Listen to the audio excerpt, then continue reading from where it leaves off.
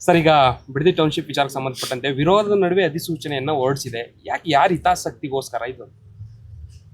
ಇಲ್ಲಿ ಇವತ್ತಿನ ಈ ಒಂದು ಬಿಡದಿಯ ಟೌನ್ಶಿಪ್ ವಿಷಯದಲ್ಲಿ ಇಲ್ಲಿ ಯಾರ್ದ ಹಿತಾಸಕ್ತಿ ಅನ್ನೋದಕ್ಕಿಂತ ಹೆಚ್ಚಾಗಿ ನಾಡಿನ ಹಿತಾಸಕ್ತಿ ಅನ್ನೋದಕ್ಕಿಂತ ಹೆಚ್ಚಾಗಿ ಇದರಲ್ಲಿ ಇರ್ತಕ್ಕಂಥ ಕೆಲವು ತೀರ್ಮಾನಗಳೇನಿದೆ,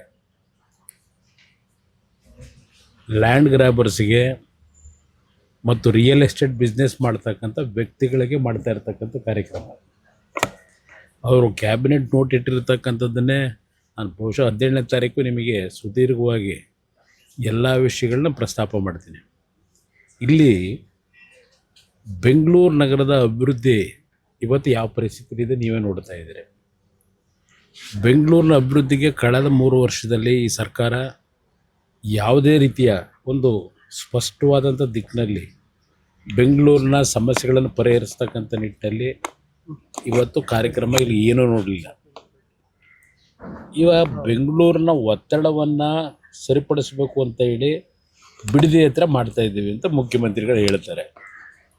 ಅದರ ಜೊತೆಗೆ ಕುಮಾರಸ್ವಾಮಿಯವರ ಕೂಸೆ ಇದು. ಆದರೆ ಇದು ನನ್ನ ಒಂದು ಈಗ ಅದನ್ನು ಕೈಗೆತ್ಕೊಂಡು ಮುಂದುವರಿಸಿದ್ದೇವೆ ಅಂತಕ್ಕಂಥ ಏನು ಹೇಳ್ತಾರೆ.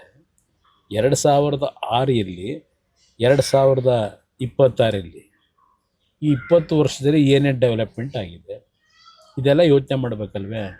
ಅದರ ಜೊತೆಗೆ ಮುಖ್ಯಮಂತ್ರಿಗಳು ಹೇಳ್ತಾರೆ ನಾನು ಮಾಡೇ ಸಿದ್ಧ ಅಂತ ಹೇಳ್ತಾರೆ. ಈಗ ಅಲ್ಲಿ ರೈತರ ಪರಿಸ್ಥಿತಿ ಏನಿದೆ, ನಾವು ಯಾವುದೇ ಒಂದು ಯೋಜನೆ ಮಾಡಬೇಕಾದ್ರೆ ರೈತರ ಬದುಕನ್ನು ನೋಡಬೇಕು, ರಾಜ್ಯದ ಅಭಿವೃದ್ಧಿಯನ್ನು ನೋಡಬೇಕು. ಇವತ್ತು ನಾವು ರಾಜ್ಯದ ಅಭಿವೃದ್ಧಿಗೆ ಹಲವಾರು ಸರ್ಕಾರಗಳು ಭೂಸ್ವಾಧೀನ ಪ್ರಕ್ರಿಯೆ ಮಾಡಿರ್ತಕ್ಕಂಥದ್ದು ನೋಡಿದ್ದೇವೆ. ಬೆಂಗಳೂರು ನಗರ ಸುತ್ತಮುತ್ತ ಈಗ ಅರ್ಕಾವತಿ ಬಡಾವಣೆ ಅಂತ ಮಾಡಿದ್ರು ಒಂದು ಸರ್ಕಾರ. ಅರ್ಕಾವತಿ ಬಡಾವಣೆಗೆ 3000 ಎಕರೆ ಭೂಮಿನ ಏನು ಭೂಸ್ವಾಧೀನ ಮಾಡ್ಕೋತಾರೆ. ಅಂತಿಮ ಅಧಿಸೂಚನೆ ಹೊರಡಿಸೋದಕ್ಕಿಂತ ಮುಂಚೆ 1000 ಎಕರೆ ಕಡಿಮೆ ಮಾಡ್ತಾರೆ, ಡಿನೋಟಿಫೈ ಮಾಡ್ತಾರೆ. ನಂತರ ಬಂದಂಥ ಸರ್ಕಾರಗಳು ಅಲ್ಲೇನು ಅರ್ಜಿ ಹಾಕೊಂಡ್ರು ಮನೆ ಬೇಕು ಅಂತ ಹೇಳಿ, ಅವ್ರಿಗೆ ಕೊಡೋದಕ್ಕಿಂತ ಹೆಚ್ಚಾಗಿ ಮಧ್ಯವರ್ತಿಗಳಿಗೆ ಯಾವ ಲ್ಯಾಂಡ್ ಡೆವಲಪರ್ಗಳು GPA ಮಾಡ್ಕೊಂಡ್ರು ಅವರುಗಳಿಗೆ ಎಲ್ಲ ರೀತಿಯಲ್ಲಿ ಅರ್ಕಾವತಿ ಬಡಾವಣೆಯ ಭೂಮಿಗಳನ್ನು NOC ಕೊಟ್ಟು ಡಿನೋಟಿಫಿಕೇಷನ್ ಮಾಡಿ ಏನೇನು ನಡೀತು ಇದೆಲ್ಲ ನಮ್ಮ ಕಣ್ಣು ಮುಂದೆ ಇದೆ. 480 ಎಕರೆ ಕೆಂಪಣ್ಣ ಆಯೋಗ ರಚನೆ ಮಾಡಿದ್ರು, ತಗೊಂಡೋಗೋದನ್ನು ಕೂಡಿಸೋದೇ ಇಟ್ಕೊಂಡಿದ್ದಾರೆ. ಸರ್, ಈಗ ಬಿಡದಿ ಟೌನ್ಶಿಪ್ ವಿಚಾರಕ್ಕೆ ಸಂಬಂಧಪಟ್ಟಂತೆ ವಿರೋಧದ ನಡುವೆ ಅಧಿಸೂಚನೆಯನ್ನ ಹೊರಡಿಸಿದೆ. ಯಾರು ಹಿತಾಸಕ್ತಿಗೋಸ್ಕರ ಇದು? ಇಲ್ಲಿ ಇವತ್ತಿನ ಈ ಒಂದು ಬಿಡದಿಯ ಟೌನ್ಶಿಪ್ ವಿಷಯದಲ್ಲಿ ಇಲ್ಲಿ ಯಾರ್ದ ಹಿತಾಸಕ್ತಿ ಅನ್ನೋದಕ್ಕಿಂತ ಹೆಚ್ಚಾಗಿ ನಾಡಿನ ಹಿತಾಸಕ್ತಿ ಅನ್ನೋದಕ್ಕಿಂತ ಹೆಚ್ಚಾಗಿ ಇದರಲ್ಲಿ ಇರ್ತಕ್ಕಂಥ ಕೆಲವು ತೀರ್ಮಾನಗಳೇನಿದೆ, ಲ್ಯಾಂಡ್ ಗ್ರ್ಯಾಬರ್ಸ್ಗೆ ಮತ್ತು ರಿಯಲ್ ಎಸ್ಟೇಟ್ ಬಿಸ್ನೆಸ್ ಮಾಡ್ತಕ್ಕಂಥ ವ್ಯಕ್ತಿಗಳಿಗೆ ಮಾಡ್ತಾ ಇರ್ತಕ್ಕಂಥ ಕಾರ್ಯಕ್ರಮ. ಅವರು ಕ್ಯಾಬಿನೆಟ್ ನೋಟ್ ಇಟ್ಟಿರ್ತಕ್ಕಂಥದ್ದನ್ನೇ ನಾನು ಬಹುಶಃ 17ನೇ ತಾರೀಕು ನಿಮಗೆ ಸುದೀರ್ಘವಾಗಿ ಎಲ್ಲ ವಿಷಯಗಳನ್ನ ಪ್ರಸ್ತಾಪ ಮಾಡ್ತೀನಿ. ಇಲ್ಲಿ ಬೆಂಗಳೂರು ನಗರದ ಅಭಿವೃದ್ಧಿ ಇವತ್ತು ಯಾವ ಪರಿಸ್ಥಿತಿ ಇದೆ ನೀವೇ ನೋಡ್ತಾ ಇದ್ದೀರಿ.